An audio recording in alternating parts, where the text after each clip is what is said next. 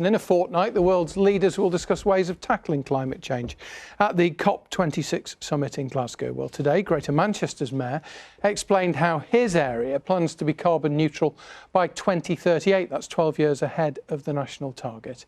Here's our environment correspondent, Judy Hobson.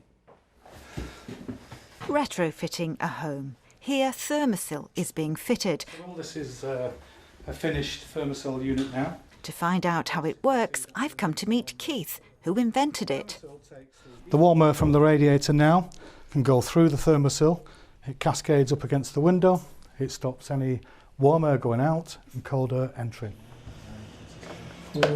It costs around £250 to fit Thermocill to 3 windows. The company says Wigan Council is installing it into 2,000 of its properties. It cuts fuel bills by around 8% and saves thousands of tonnes of carbon.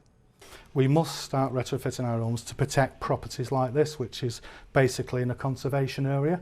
This is classed as hard to heat, but believe you me, we can do it with measures like this. Retrofitting and clean energy is at the heart of plans for Greater Manchester to reduce carbon emissions. And at this year's Green Summit, the Mayor announced how he thinks it can be done. We are one of the few cities in the world to have a science-based target for net zero, 2038. Decarbonising is not just about loading costs onto people, it's the route to get better, cheaper public transport. It's the route to getting homes that are cheaper to run. It's actually the way we can create thousands of good jobs.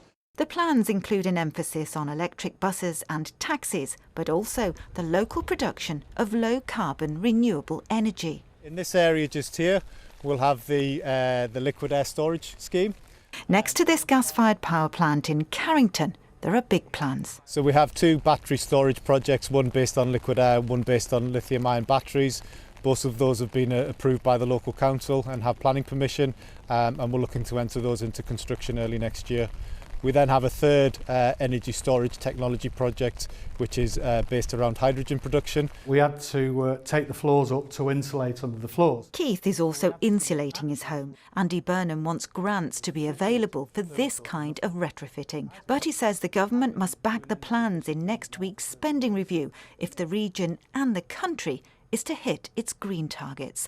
Judy Hobson, BBC North West Tonight.